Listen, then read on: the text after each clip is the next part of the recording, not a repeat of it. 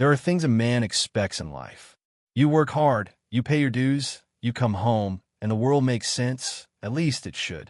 I wasn't the kind of guy who spent nights questioning my wife's every move. I didn't search for clues or second-guess her late-night girl talks. I thought I had a handle on things. Turns out I didn't know a damn thing.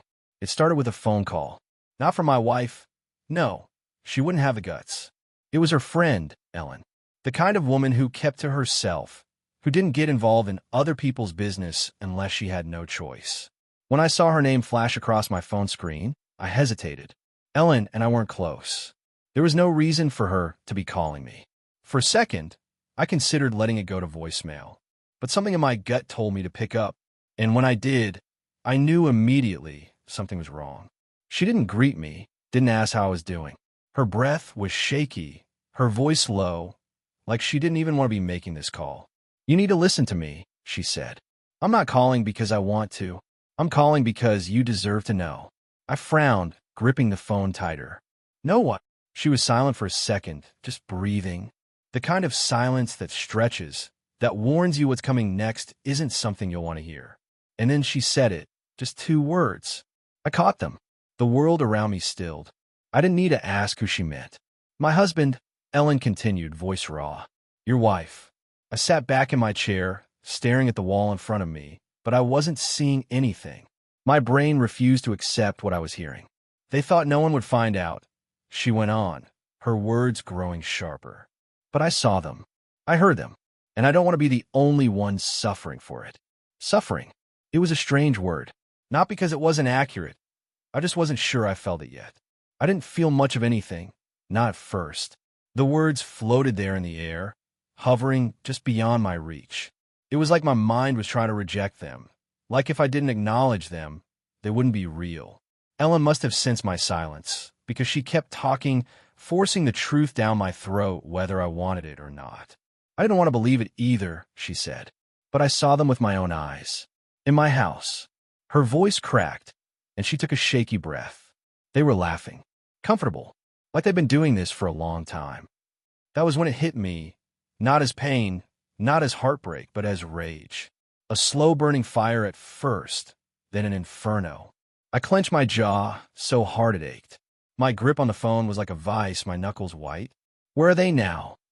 My voice was steady, but it felt foreign, like it belonged to someone else. Ellen hesitated, probably debating whether she should even answer that question. But she must have realized she'd already opened the floodgates. There was no stopping this now. "Home," she finally said. Both of them, acting normal, like nothing happened. Home, sitting there pretending, living their little fantasy like they weren't lying, like they weren't sneaking around behind our backs. My wife, the woman I trusted, the woman I shared a bed with, her best friend's husband, a man who had shaken my hand, clinked glasses with me at barbecues, stood next to me talking about the weather like we were just 2 regular guys. A man I had never once considered a threat. It made me sick. I didn't bother saying another word to Ellen. I just hung up. My body moved on instinct like it already knew what to do. I grabbed my keys, shoved my feet into my boots, and was out the door before I even had time to process what I was about to do. The drive was a blur. My thoughts were running a mile a minute, but none of them were useful. Just images, pieces of conversations I had had with my wife that suddenly didn't make sense anymore. "Going over to Ellen's for a bit," she'd said last week, kissing me on the cheek before walking out the door. Had she been with him that night? "I think Ellen and Mike are going through a rough patch," she'd mentioned a month ago, shaking her head. Was that guilt? All those little moments I hadn't thought twice about, they piled up now, twisting together into something ugly. My hands tightened on the steering wheel. I wasn't going to sit around and wait for her to explain herself. She didn't deserve that chance. She had no idea what was coming. The drive home felt longer than it ever had before. Maybe because my mind was moving too fast, churning through every conversation, every excuse, every moment I should have seen for what it really was. The worst part? There had been nothing. No red flags. No late-night phone call she rushed to answer. No sudden changes in behavior that screamed guilt. She had been steady, reliable. The same woman I had woken up next to for years. And yet here I was, gripping the steering, like it was the only thing keeping me from unraveling.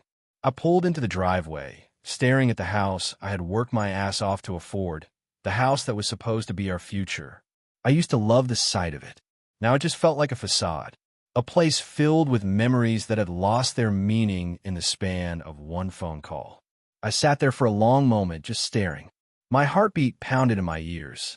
I should have felt something else, maybe grief, maybe sorrow. But all I felt was anger, coiling in my gut, growing heavier with each breath. Inside, the lights were on. She was home. The woman who had kissed me goodbye that morning, the woman who had probably texted me something sweet during the day, knowing damn well what she had done.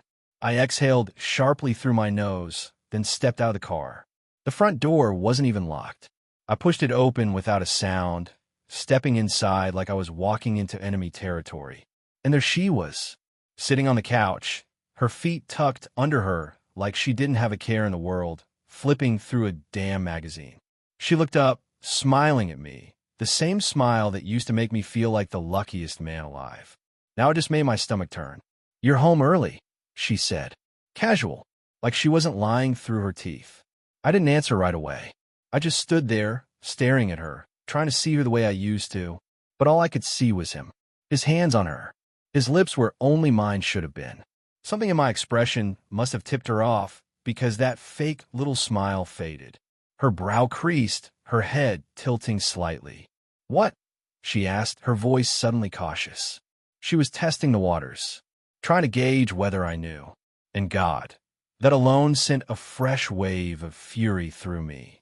I let out a slow breath through my nose, stepping further into the room. "You tell me," I said, my voice calm in a way that wasn't natural. She blinked, her lips parting slightly. "I don't know what you're talking about." Liar. I could see it now, clear as day. The way her fingers twitched slightly, the way she quickly shifted her weight like she was ready to bolt if things went south. She wasn't just a liar, she was a practiced one. Ellen's words echoed in my head. They were laughing.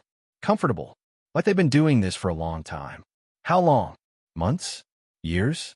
Had I ever truly known the woman sitting in front of me? I clenched my jaw, inhaling sharply through my nose. Ellen called me. That was all I had to say. I saw the blood drain from her face in real time, her grip tightening on the magazine, like it was the only thing anchoring her. "Ellen," she repeated, her voice weak. And then, like the snake she was, she tried to recover.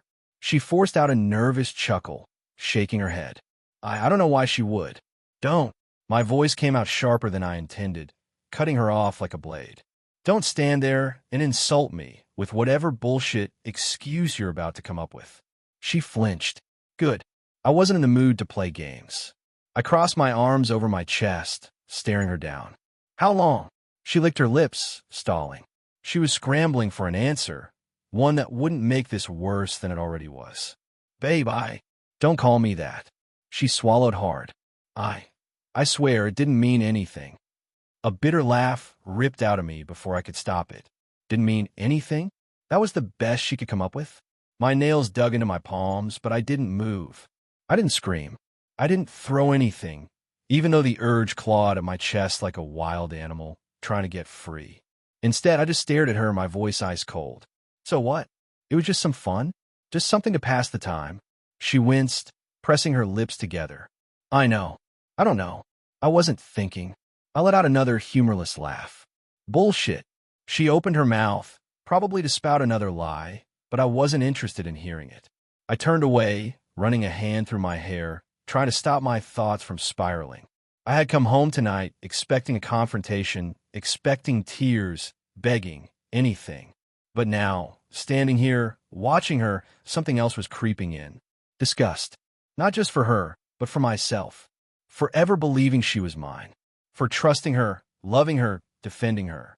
I took a slow breath, shaking my head. "Tell me something," I muttered. "Did you ever actually feel bad?" She hesitated. That was all the answer I needed. I scoffed, my hands clenching into fists at my sides. This woman, the one I'd shared a life with, the one I had once thought I would grow old with, she had never even considered the damage she was doing. I exhaled slowly, then turned back to face her. "You're pathetic." Her eyes widened, like she hadn't been expecting that. I wasn't going to yell. I wasn't going to break things, scream, throw accusations. None of that would change the reality of what had already happened. But I was done standing here, letting her play dumb. I moved past her, grabbing my jacket from the hook by the door. She straightened in her seat, panic flashing across her face. "Where are you going?" I didn't answer. She pushed up from the couch, stepping forward like she was going to stop me. "Please, can we talk about this?" I glanced over my shoulder. "Now you want to talk?" I let out a sharp exhale. "You should have thought about that before you decided to spread your legs for him." Her face crumpled, but I didn't feel even an ounce of sympathy. I reached for the door handle. I needed air. I needed distance.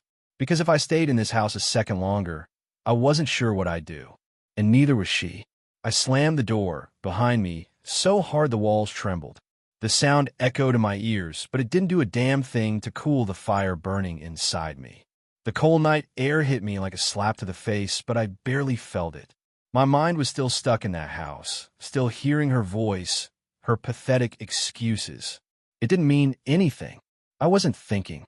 "Can we talk about this?" Talk. What the hell was there to talk about? I walked down the driveway, my steps heavy, my fists clenched so tight my knuckles ached. I didn't know where I was going. I just knew I needed to get the hell away from her before I did something I'd regret. I made it to the sidewalk, sucking in deep breaths, but they did nothing to settle the storm inside me. The image of her sitting on that damn couch, looking at me like she was the victim, played on a loop in my head. And then there was him. Mike, the bastard who had shaken my hand, who had stood beside me at barbecues, smiling, drinking my beer, acting like we were friends. The man who had probably sat across from me at dinner parties, pretending he gave a damn about my life while he was screwing my wife behind my back. The rage twisted tighter, a sharp, searing heat in my chest. I turned the corner, my boots crunching against the pavement. My brain was screaming at me to do something, anything, to make them pay. Because right now, they were inside their homes, pretending like nothing had happened. My wife was probably pacing the living room, wondering what I was going to do next. And he was probably stretched out on his damn couch, maybe even sitting next to Ellen, acting like a faithful husband. Like he hadn't just blown his whole life up. Like he hadn't just blown up mine. I didn't realize where I was going until I was already there. Mike's house. It looked the same as always. Porch light on, cars parked neatly in the driveway, curtains drawn. From the outside, it was a picture-perfect home. A goddamn lie. I stood there for a long moment, breathing hard, my pulse pounding in my ears. I wanted to go up there and knock on the door. No. Pound on the door, drag his sorry ass outside, and beat the life out of him until he couldn't even remember my wife's name. But I didn't, because as much as I wanted to break something, break him, I wasn't going to be the one who lost everything tonight. No, I wanted him to feel it. I wanted him to know that I knew. I wanted him to understand that the life he thought he had was already crumbling. So instead of walking up to his door, I pulled out my phone. My fingers trembled as I unlocked it, scrolling through my contacts until I found his name. Mike. I stared at it for a second, then pressed call. It rang once, twice, 3 times. Then, finally, "Hey, man." Mike's voice came through the speaker, smooth, casual, completely unaware of the firestorm waiting for him on the other end. "What's up?" I didn't answer right away. I just listened to his voice, picturing his smug face, imagining him sitting there with his feet kicked up, thinking everything was fine. But it wasn't fine, and he was about to find out just how badly he had screwed up. "You busy?" I asked, my voice steady. Too steady. There was a pause. A no. Why? I let the silence stretch just long enough to make him uncomfortable. Then finally, "I know." Another pause. Longer this time. Then a nervous chuckle. "Know what?" I clenched my jaw, my grip tightening around the phone. "You know exactly what," I said. "Don't insult me by pretending otherwise." Mike exhaled sharply on the other end, his fake confidence starting to crack. "Look, man, I don't." "You don't what?" I cut him off, my voice dropping lower, sharper. "You don't sleep with your best friend's wife? You don't betray the one guy who actually trusted you? You don't what, Mike?" Silence. It stretched between us, heavy, suffocating. Then, finally, a weak, pathetic excuse. "It wasn't supposed to happen like this." I laughed. A dark, humorless sound. Oh, really? How was it supposed to happen, Mike? More silence. I could hear his breathing, fast and uneven, like a man who had just realized he was standing on a collapsing bridge. Does Ellen know? He asked, his voice quieter now. I gritted my teeth. Yeah, I said. She knows. She's the one who told me. A sharp inhale on the other end. Oh, was all he said. Oh, like he had just been caught sneaking an extra slice of cake. Like this was something small, something he could brush under the rug. I squeezed my eyes shut, willing myself to stay calm. But it was getting harder with every second. You're going to regret this, I said finally. My voice wasn't loud. It wasn't angry. It was something worse. Something cold. Because I wasn't yelling. I wasn't throwing punches. But I was promising something. And I wasn't a man who made empty promises. Mike must have realized that, because when he finally spoke, his voice shook just a little. Look, man. I hung up. I stood there, staring at my phone, breathing hard. And then, slowly, a bitter smile crept onto my lips. Because now, the real fun was about to begin. I stood there in the dark, staring at my phone like it was the only thing tethering me to reality. The call was over, but the weight of it still pressed down on my chest. Mike had nothing to say, no defense, no denial, no attempt to turn this into some misunderstanding. Because he knew exactly what he had done. And now, he knew that I knew. I slid the phone back into my pocket, my breath fogging in the cold night air. My fists clenched and unclenched at my sides, itching for something to break. But I wasn't going to give in to that impulse. Not yet. No, I wasn't finished with him. Or her. I turned and walked back to the house, my house. The place where I had spent years building a life, where I had kissed her goodnight and woken up next to her, believing we were something real. But it wasn't real. It had been a lie, and now I was done pretending. The door was still unlocked. I pushed it open and stepped inside, the warmth of the house feeling foreign after the cold outside. She was still in the living room, sitting on the edge of the couch, her legs bouncing anxiously. The magazine she had been flipping through earlier was now crumpled on the coffee table, her hands twisting in her lap. When she saw me, she shot up from her seat. Where did you go? I didn't answer. I just stared at her. And she must have seen something in my face, because her expression changed. The fake confidence she had tried to wear earlier, the little smirk, the half-hearted excuses, was gone now. All that was left was panic. I walked past her, straight to the liquor cabinet, and pulled out a bottle of whiskey. She took a step closer. Babe, don't. I poured a drink, my hand steady even though my pulse was pounding. I took a slow sip, letting the burn settle in my chest before setting the glass down. You don't get to call me that anymore. She swallowed hard, her eyes darting toward the door like she was considering running. I almost wished she would. Did you call him? She asked, her voice small. I scoffed. Yeah, I called him. I turned to face her fully, crossing my arms. He didn't have much to say. Her lips parted, but no words came out. Tell me something, I said, tilting my head. When was the last time you were actually faithful to me? Or has this been going on so long you can't even remember? She blinked rapidly, her fingers gripping the hem of her sweater. It wasn't. She hesitated, then shook her head. I don't know. I let out a sharp, bitter laugh. You don't know? Her voice cracked, and she pressed her fingers against her temples. I didn't plan this, okay? It just happened. That was it. That was the moment I felt my last thread of patience snap. I slammed my fist against the counter, making her jump. Bullshit, I growled. This wasn't some accident. This wasn't some one-time mistake. This was a choice. She flinched, her breath coming out in short, quick bursts. I didn't mean to hurt you. I shook my head, laughing coldly.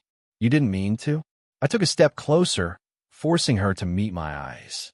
Tell me, when you were lying next to him, did you think about me at all? When you snuck around behind my back, when you smiled in my face like nothing was wrong, did you ever feel anything? She opened her mouth, then closed it again. And that was all the answer I needed.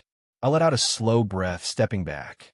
I wasn't going to waste another second listening to her try to justify what she had done. Instead, I reached into my pocket and pulled out my phone again. What are you doing? She asked, her voice laced with unease. I didn't answer. I just tapped the screen, then press call. It rang once, twice. Then Ellen picked up. "Hey," she said, her voice tired. "Did you talk to him?" I kept my eyes locked on my wife as I answered. "Yeah," I said. "And now, I think it's time we both do what needs to be done." My wife's face drained of color. "Wait." I ended the call. And then, without another word, I walked out of the room. Because this was only the beginning. I walked upstairs, my boots heavy against the hardwood floor. The whole house felt different now. Colder, emptier, like the walls themselves had pulled away from me. I had lived here for years, filled it with memories, laughter, moments that I thought meant something. But they were all a lie, and I was done living in a house built on betrayal. Behind me, I could hear her following, her footsteps hesitant. "What are you doing?" she asked, her voice thinner now, weaker. I didn't answer. I stepped into our bedroom. No, my bedroom now.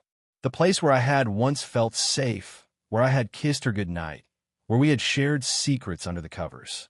I stared at the bed, the neatly arranged pillows, the framed photos on the dresser. It all looked the same, but now it was just a crime scene. She stopped in the doorway, hugging her arms around herself. "Can we just talk?" I turned to look at her, really look at her. Messy hair, wide eyes, a little bit of smudged mascara under her lashes. She looked smaller than before, like a child caught sneaking out past curfew. But she wasn't some innocent teenager who had broken a rule. She was a grown woman who had wrecked her own damn life. I exhaled sharply and turned back to the closet. I grabbed the first suitcase I saw, yanked it off the shelf, and threw it onto the bed. Her breath hitched. "Wait." I didn't wait. I started pulling clothes off hangers, tossing them inside with no care for wrinkles or organization. She rushed forward, grabbing my arm. "Please." I jerked away from her touch like it burned. "Don't."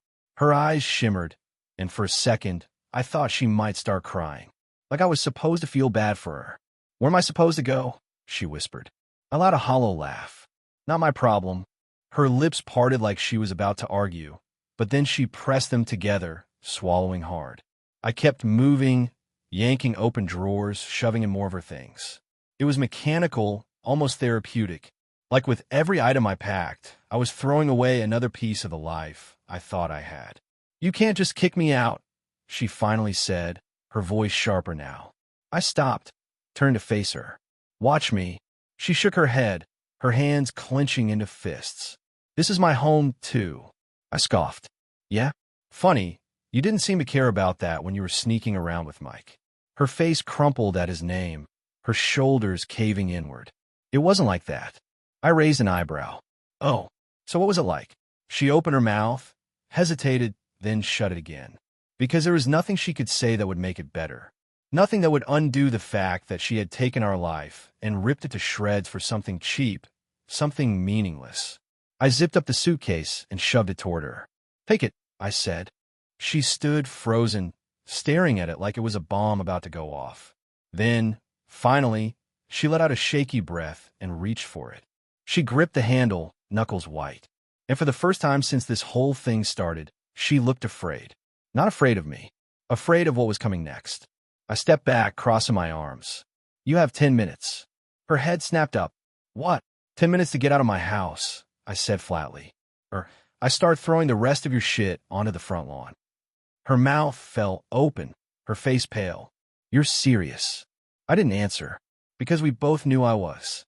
She stared at me for a long moment, like she was waiting for me to break, to take it back, to let her stay and fight for something that she had destroyed. But I wasn't that man anymore. I was done being the fool. She let out a shuddering breath, then dragged the suitcase behind her, heading for the stairs. I followed, my steps slow, deliberate. I wanted to see this. I wanted to watch her walk out of my life. She reached the front door and hesitated. One last attempt to turn back, but I was already ahead of her. I opened the door. Cold night air rushed in, sweeping through the house like a cleansing wind. She turned to face me, her bottom lip trembling. "What happens now?" I tilted my head. "Now." I let out a slow, steady breath. "Now, you go figure out what to do with yourself." And I moved the hell on. She swallowed hard. "I never wanted this." I arched an eyebrow. Could have fooled me. She blinked rapidly, then clenched her jaw. For the first time, a flicker of something else crossed her face. something that almost looked like anger. Like I was the bad guy. Like I had done this. It was almost laughable. I let out a breath and gestured toward the driveway. Your time's up. She hesitated for a fraction of a second. Then, finally, she stepped outside. I didn't wait for her to turn back. I didn't wait for some dramatic goodbye. I just gripped the door handle and slammed it shut. The sound echoed through the house, rattling the windows, vibrating through my bones. And for the first time all night, I felt something that almost resembled peace. Because she was gone, and I was finally free. The door slammed shut behind her, rattling the walls, the sound cutting through the silence like a gunshot. I stood there for a long moment, my breath steady, my fingers still curled around the doorknob, the cold metal biting into my palm. She was gone, and yet the air in the house still smelled like her shampoo, like the candles she lit every evening, like the perfume she wore on date nights, the same scent she probably wore for him. I let out a slow breath, my grip loosening. This was my house now, my life, without her in it. I turned around and walked back through the house, the weight of it settling into my bones. Every step felt heavier than the last, like the walls themselves were pressing in, reminding me of everything I had lost, or maybe everything I had never really had. The living room was still a mess, her crumpled magazine on the coffee table, a half-full glass of wine sitting next to it. I stared at it for a second, then grabbed the glass and dumped it down the sink. The deep red liquid swirled down the drain, disappearing just as quickly as the life I thought I had with her. I wiped my hands on my jeans and leaned against the counter, exhaling sharply. She was probably sitting in her car right now, hands gripping the wheel, trying to figure out where the hell to go. Maybe she'd call Mike. Maybe she'd cry to him, tell him how mean I had been, how unfair this all was. Or maybe she'd sit in the driveway for a while, hoping I'd change my mind and let her back in. She was wasting her time. I wasn't going to be that guy. Not anymore. My phone buzzed in my pocket, and for a second, I thought it might be her. A last-ditch effort. A pathetic attempt at damage control. But when I pulled it out, I saw Ellen's name on the screen. I swiped to answer, lifting it to my ear. Yeah, you did it. Her voice was quiet, careful. She's gone, I said. Ellen let out a breath, like she had been holding it in. I guess that makes two of us. I straightened slightly. You kicked him out? Damn right I did. Her voice had a sharp edge to it now. Packed his shit, threw it on the porch, and told him he had 5 minutes before I set it on fire. A small, humorless smile tugged at the corner of my mouth. Wish I'd thought of that. She let out a short laugh, but there was no real joy in it. I thought I'd feel better. I thought I'd feel, I don't know, stronger. But I just feel like I wasted years of my life on a man who never really gave a damn. I ran a hand through my hair, exhaling. Yeah. Silence stretched between us, heavy but not uncomfortable. Then Ellen cleared her throat. So what now? Good question. What the hell did I do now? Start over? Burn everything to the ground and rebuild?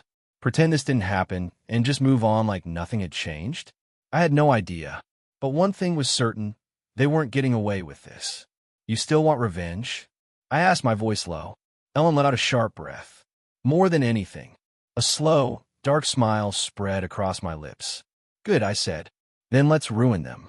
I sat on the edge of my bed, the weight of the past few hours settling over me like a storm cloud ready to burst. The house was quiet now, but it wasn't a peaceful kind of quiet. It was the kind of silence that came after destruction, when the dust hadn't quite settled and you were left staring at the wreckage, wondering how the hell you let it get this bad. The whiskey bottle on the nightstand was half empty. I hadn't even realized how much I'd been drinking, but it didn't matter.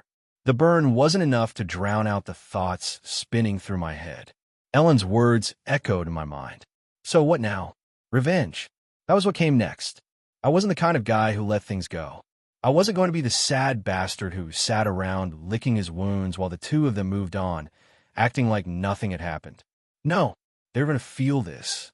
They were going to pay for it. My phone buzzed on the nightstand. I grabbed it, glancing at the screen. A text from Ellen. He's calling me nonstop. Keeps saying we can fix this. I scoffed, shaking my head. Of course, Mike was already trying to weasel his way out of it. That man had spent his whole life avoiding consequences. Not this time. Don't answer. Let him sweat. She responded almost immediately. Already ahead of you. I smirked. At least I wasn't in this alone. Ellen had just as much reason to want payback as I did, maybe more. She had trusted Mike. She had built a life with him, and he had tossed it away for a cheap thrill with my wife. Ex-wife, or soon-to-be. Anyway, I grabbed the whiskey bottle, took another swig, and leaned back against the headboard. My mind was already working, piecing together the best way to make them suffer. Destroying a marriage was easy. Destroying them, their reputations, their comfort, their future, that was going to take a little more effort. And I was more than willing to put in the work. Step 1. Expose the truth. The next morning, I woke up early, the whiskey still burning in my veins, but my head was clear. I had a plan. The first step? Making sure everyone knew exactly what kind of people they were. I got out of bed, grabbed my laptop, and started typing. Mike was a respected guy. At least, he had been. People liked him. They trusted him. He was the kind of guy who could sell a car with no engine and make you think you got a good deal. That was about to change. I pulled up my social media accounts, then Ellen's. We had both agreed. This wasn't going to be some quiet, private breakup. This was war. The first post was simple. To everyone who thought they knew Mike and my wife's name. Turns out, we didn't know them at all. While I was working, building a life with my wife, she was sneaking around with her best friend husband. While Ellen was trusting her husband, he was lying to her face. Some people aren't who they pretend to be. I attached a photo, one that Ellen had taken after she caught them. It wasn't explicit, but it was enough. Just the two of them, standing too close, caught in a moment where they thought no one was watching. I hit post, and then I waited. It didn't take long. Comments started flooding in almost immediately. Holy shit, is this real? I can't believe this. I thought they were happy. Damn, that's low. And then the messages started rolling in. Friends, family, people who had been at our wedding, at our barbecues, people who had smiled at us like we were the perfect couple. Now, they all wanted to know what the hell happened. I didn't respond. I didn't need to, because the damage was already done. Step 2. Cut off every escape. Mike and my wife, no, I needed to stop calling her that. My ex weren't just going to lose their reputations. They were going to lose everything. Ellen had already frozen the joint bank account she shared with Mike. She was a smart woman. She'd been handling their finances for years, so she knew exactly what buttons to push to make sure he had nothing left when she was done with him. Me? I didn't share finances with my ex, but I had control over something just as valuable. The house. She hadn't fought me when I kicked her out, but now that the reality was setting in, I knew she'd come crawling back. And I was going to make damn sure that never happened. I grabbed my phone and called my lawyer. Hey, I said as soon as he picked up, I need to change the locks on my house, and I need to file for divorce. Today. He let out a low whistle. That bad. I exhaled sharply. Worse. He didn't ask any more questions. I'll send you the paperwork. By the time I got off the phone, I felt lighter. Not good. I wasn't sure I'd feel good for a long time, but better. One by one, I was taking back control. Step 3. Watch them crumble. By noon, Ellen called me again, her voice buzzing with barely contained amusement. Mike's losing his shit, she said. I haven't seen him this panicked since he forgot our anniversary and tried to cover it up with gas station flowers. I smirked. Good. He wants to meet, she continued. Wants to talk things out. I leaned back in my chair considering that. Are you going to? She let out a dry laugh. Hell no. Let him stew. Good, I said again. I already knew what was happening. Mike was scrambling. He'd spent his whole life getting away with things, lying his way out of trouble. But this was bigger than anything he could fix with a smooth apology and a fake promise to do better. He had lost his wife. He had lost his reputation. And soon, he was going to lose a hell of a lot more. Because I wasn't done yet. Not by a long shot. I hung up with Ellen and checked my messages. One caught my eye immediately. It was from my ex. Can we please talk? I stared at the screen for a long moment, then typed 2 words. Too late. Then I blocked her number. She had made her choice. Now she was going to live with it. For the first time since this nightmare started, I smiled. Because I was winning. And I wasn't stopping until they had nothing left.